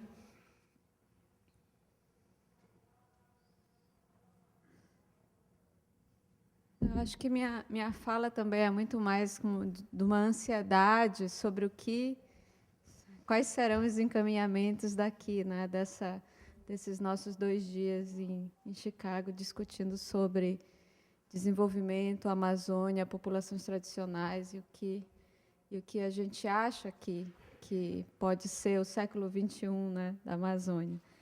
Eu, na realidade, vou falar bem rapidamente sobre tópicos que eu aprendi, na realidade, esses 2 dias, né? Eu acho que coisas bem marcantes que ficaram para mim foram aquelas 2 palavrinhas que, para mim, se combinam e que representam a Amazônia no século XXI, que é a economia florestal, né? Eu acho que isso foi um consenso quase de todos os palestrantes e colocado vamos dizer, como o pote de ouro, aquilo aonde a gente quer chegar e o que a gente quer atingir, né? Acho que, a partir daí, da gente vislumbrar que queremos uma economia florestal para a Amazônia, a gente precisa que as pessoas, em geral, os brasileiros, aqueles que vivem na Amazônia, nas áreas urbanas da Amazônia, comecem a enxergar a floresta de uma forma diferente, valorizem a floresta, né? Não só pelo seu produto material, que a gente dorme, que a gente come todo dia, que é a madeira, né? Ou a água que a gente toma e que está relacionada à floresta, mas também os serviços abstratos que a gente sente, né? Mas ainda não faz a ligação. No caso, a evapotranspiração, o carbono, a biodiversidade, etc. Eu acho que, dentro dessa valorização, a gente está num processo de valorização cultural também da Amazônia, né? Acho que ficou muito claro na fala da Sônia o que ela colocou de toda a luta indígena e todos os direitos indígenas que foram adquiridos ao longo desse tempo. E hoje a gente tem uma visibilidade muito maior, né? E um espaço de expressão muito maior das populações indígenas e populações tradicionais também. Então, eu acho que a gente falou muito sobre valorização do povo da Amazônia, né? E do povo da floresta. Acho que, nesse sentido, também, foi muito bem colocado na primeira mesa a questão da importância das cidades e dos mercados locais. E a Berta falou super bem, né, sobre isso. Então, eu vejo que o fortalecimento das economias locais, né, é fundamental para que a gente possa pôr em prática essa estratégia de uma economia realmente florestal regional forte, né? Por fim, eu acho que a última coisa que eu consegui aprender aqui, que ficou muito forte na minha cabeça, foi essa questão de equidade dos serviços, né? Eu acho que, se a gente conseguir prover um sistema em que as pessoas, os moradores da Amazônia, tenham equidade nos serviços, né, que deveriam ter por direito, e aí aqueles que todos sempre falam, saúde, educação, né, garantia de transporte, etc., eu acho que a chance da gente realmente fortalecer essas economias locais é maior. Então, não sei, eu acho que esses foram os elementos que eu consegui. Faltou na realidade, que é a questão tecnológica, né? E eu acho que já foi bem falado pela Tatiana e pelo Mauro. Enfim, eu acho que foram esses elementos que eu consegui aprender, e aí eu realmente fico ávida por saber sobre os encaminhamentos daqui, né? Se a gente vai ter uma carta, um texto, como é que vai, assim, isso tudo que a gente conseguiu aprender, como é que a gente vai poder levar para frente e é isso. Obrigada. Nós queríamos sugerir que outras pessoas que quisessem dar sugestões de encaminhamento também se inscrevam, porque essa seria agora, né, a nossa rodada final. Gostaria de enfatizar alguma coisa que a Berta falou por último, que me chama muita atenção, que é a questão da organização eficaz. E isso acho que está muito ligado à questão de inovação, porque acho que a gente não quer uma inovação do tipo, vamos deixar a mandioca estocado, depois de 6 meses alguém encontra e fala assim, nossa, aqui está a inovação em que nós conseguimos lidar. E, então, é uma questão muito estruturada. E eu acho que, ao mesmo tempo, eu olho muito o caso do Japão. Eu não imagino os japoneses, culturalmente, sendo extremamente inovadores ou criativos, mas a organização eficaz permite que a estrutura ajude no melhoramento, seja do processo, seja da inovação e da estrutura. Então, eu só queria, assim, acho que como uma coisa veio à cabeça como contribuição, e acho que tudo depende um pouco também do contexto. Eu moro em São Francisco, então a gente respira muito, diariamente, essa questão de inovação, empreendedorismo. E, nesse processo de um pouco busca também interna, eu tive contato com uma organização que, na verdade, é um anexo do consulado suíço. É uma parceria entre as universidades, junto com as empresas e o governo, que está lá em São Francisco, olhando a questão da inovação. Eu acho que, traçando um paralelo, não precisa estar em São Francisco, pode estar em Manaus, pode estar em Belém, pode estar em qualquer centro em que se identifique, mas uma coisa que acho que foi a Mari que colocou muito forte são as parcerias. E eu acho que as parcerias precisam existir. E, como ponto final, uma coisa que chama muita atenção, quando a Sônia comentou, e a gente quase não discutiu, é que é um benefício não pessoal. Não é assim, eu vou ter um pagamento direto à minha pessoa, mas sim uma retribuição de como isso pode contribuir para a sociedade. Então, não é quando ela trouxe essa iniciativa, no meu entendimento, não foi uma iniciativa assim, como é que o governo vai conseguir beneficiar? Não. Dentro desse meu beneficiamento do serviço do meio ambiente, como é que nós nos estruturamos também? Então, é uma parceria dentro da comunidade e uma parceria junto com o governo e, muitas vezes, uma parceria junto com o mercado ou empresa, né, como você quer colocar desse ponto de vista. Então, os painéis foram muito, muito bons, acho que para trazer o legado, o histórico. E eu acho que, na minha percepção, o futuro está muito em cima da inovação, mas eu acho que é uma inovação estruturada. Acho que não é a inovação da gente sentar e falar a gravidade agora caiu uma maçã na cabeça, nossa, Newton, agora eu tenho a inovação da gravidade. Eu acho que é uma coisa muito mais estruturada, dos cientistas continuarem estudando, de ter a estrutura para continuar.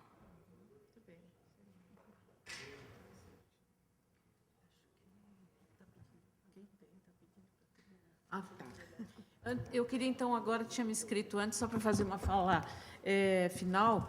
O que me parece é que a capacidade que tem o Estado de atrair pessoas, né, e de movimentar uma máquina para produzir uma hidrelétrica é surpreendente. Essa mesma capacidade, ela não é direcionada para o planejamento da Amazônia. O planejamento. Porque as obras, ou digamos assim, o planejamento da Amazônia segue a lógica das vantagens de grupos. Esse é um planejamento, é um tipo de planejamento que perdura na Amazônia mesmo depois de todos esses anos pós-governo militar. Acho que uma coisa que deixa que cria um pouco uma perplexidade, talvez em grande parte das pessoas que estão aqui, é o fato deste modelo, que tão estruturado, não ter sido estruturalmente modificado na gestão Lula. Eu acho que esse é um sentimento que partilhamos, porque era um pouco a expectativa de revisão do modelo militar que acabou não acontecendo.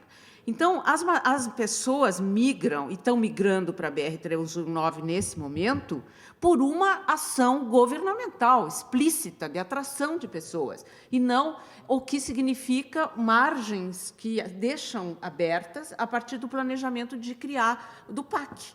São decisões governamentais, né? É diferente, por exemplo, da estrada que liga Cruzeiro do Sul a Rio Branco, que tem uma ocupação histórica de 100 anos. de uma 319 que não tem essa ocupação histórica, ela é provocada artificialmente por uma dinâmica de planejamento voltada para grupos de interesse. No caso, grupos de interesse, pessoas, que não são grupos pequenos, localizados, quase paroquiais, que determinam o futuro da floresta, né, num processo de decisão que passa por esses interesses. Então, eu acho que essa mesma capacidade de fazer uma hidrelétrica, essa mesma capacidade, nós não conseguimos fazer essa máquina virar numa outra direção. Então, acho que não chegamos no século XXI, e aí, nesse sentido, essa discussão que nós fizemos aqui, ela é tão rica e tão importante, tão estratégica, que nós deveríamos ser capazes de reproduzir esses espaços de reflexão na Amazônia, ou em Brasília, no Brasil, ou seja, espaços de reflexão que trazem a diversidade de perspectivas, né? Porque eu acho que essa foi a riqueza desse nosso seminário, quer dizer, todos que vieram aqui trouxeram análises e opiniões muito peculiares, baseadas nas suas experiências. E eu acho que uma coisa que está clara já é que esse espaço criado para a organização do evento, um espaço virtual criado para a organização do evento, é um espaço que poderá ser alimentado com os papers que ainda não foram entregues e que precisam ser entregues, aqueles que ainda não fizeram, eu sou uma, tem que concluir o processo para que esse espaço seja um espaço alimentado por pelos papers, pela gravação, né, por todo esse conteúdo que foi gerado e que pode, aí eu não sei, é uma questão que a Manuela e o centro, né, tem que ver em que medida isso deveria gerar uma publicação. Mas eu só queria encerrar, Manuela, resgatando um pouco, Mauro, nosso modelo original, talvez um esforço conjunto de formatar uma discussão como essa, na Amazônia, que era o nosso objetivo original, com a diversidade das lideranças, dos movimentos sociais e de grupos de pesquisa e inovação e da iniciativa privada, que é um segmento hoje de ponta em algumas áreas na Amazônia, e isso é muito importante, porque eles estão criando a inovação e a diversidade que o poder público não está fazendo. Eu acho que valeria a pena um esforço de tentar, quero me colocar à disposição para ajudar a organizar, como foi essa nossa parceria aqui, para um desdobramento que seria um espaço de discussão semelhante a esse, com um formato parecido com esse, na Amazônia. E, quem sabe, a gente amadurece isso por uma rede maior de interação da Amazônia do século XXI, que eu acho que foi também o tom, né, da passagem para o século XXI. Para mim, Manuela, só para encerrar de verdade, se queríamos convidar, já tinha falado isso para o Jorge, se nós conseguíssemos que o Jorge dissesse a opinião dele a respeito da BR-319, num espaço público, na convocação, digamos, de uma inteligência amazônica, eu acho que esse seria o passaporte para o século XXI. A gente conseguir interferir na decisão da 319 é o passaporte do século XXI, porque nós estaríamos virando uma página dizendo, não é assim que queremos, é dessa outra forma que tem que ser. E isso poderia fazer uma grande diferença. A Manuela havia sugerido que nós poderíamos fazer uma declaração, né, sobre a 319 especificamente, ou outros temas que pudessem ser considerados relevantes desse evento. E eu acho que essa poderia ser mesmo digamos, um pronunciamento que poderia ser endossado pelos participantes, a expressão do que foi discutido aqui, e que poderia ser realmente endereçado ao presidente da República e à ministra-chefe da Casa Civil e aos políticos, como uma manifestação de um grupo de pessoas que, né, têm o compromisso e a coerência, porque as pessoas que estão aqui são pessoas que têm uma história não são pessoas que estão se pronunciando pela primeira vez, são pessoas que têm realmente um background de vivência e de experiência na Amazônia. Eu acho que isso seria realmente interessante. É um documento que pode ser colocado no próprio site da conferência para ser assinado, né? A forma operacional, não sei como é que nós poderíamos fazer, mas... Josh está lá.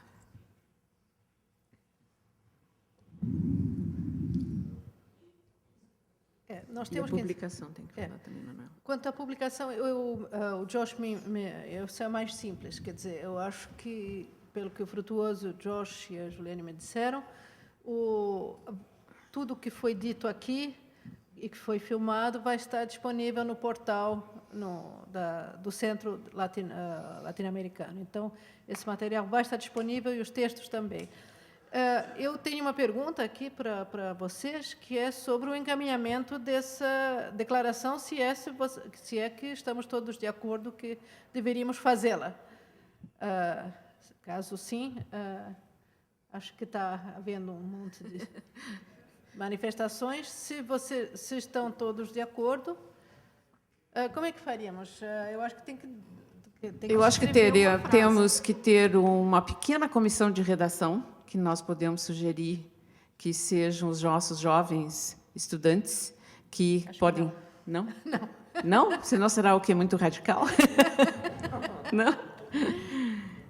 Não, eu acho que é uma declaração muito simples. Que Somos contra a BR-319. Somos contra a BR-319 e consideramos que ela obsta, digamos, a passagem da Amazônia para o século XXI. A passagem como você muito bem disse, ela obsta a passagem de um novo modelo para a Amazônia que o país deseja. Precisamos, então, convocar alguém que vai ouvir essa nossa mensagem. Não sei, é difícil escrever assim uma frase, mas eu acho que mais ou menos resume o que a gente... Você anotou? Então, se vocês concordam que essa é a mensagem, nós redigimos essa mensagem e vamos encaminhar como uma declaração final da nossa conferência. Com os nomes dos participantes. Os nomes dos participantes. Se todos eles concordarem. E com o encaminhamento às autoridades e à opinião pública, lógico. Jorge, você concorda para você? Perfeito. Nós queríamos chamar o Dane para a mesa, para fecharmos este encontro.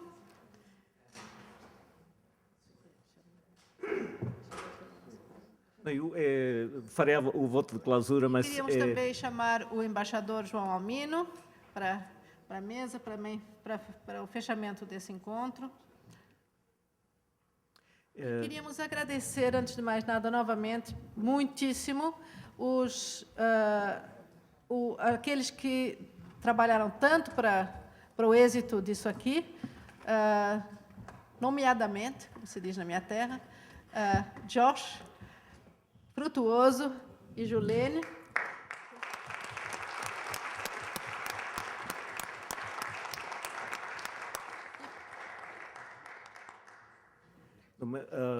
Meu agradecimento ao pessoal do Centro Frutuoso, Josh, Juliane, é grande. De parte de todos, não seria possível sem o seu esforço. Também aos tradutores, que tanto labutaram para fazer possível um encontro interlinguístico.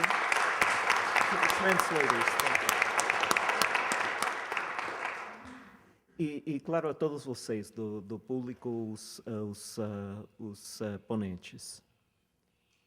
Não vou fazer nenhuma declaração formal, nem palavras, nem vou, na verdade, pronunciar palavras de encerramento. Apenas dizer o seguinte, que, como representante do governo brasileiro aqui, se esse encontro me encaminhar o texto dessa moção, eu, com muito prazer, posso encaminhá-lo também oficialmente ao Itamaraty.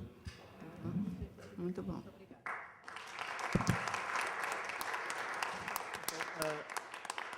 Uma lembrança, todos estão convidados, o público, tanto como os participantes, há uma recepção que começa agora lá embaixo no primeiro andar, no Swift Commons. E aí acho que talvez um vinho pode emanar a conversa.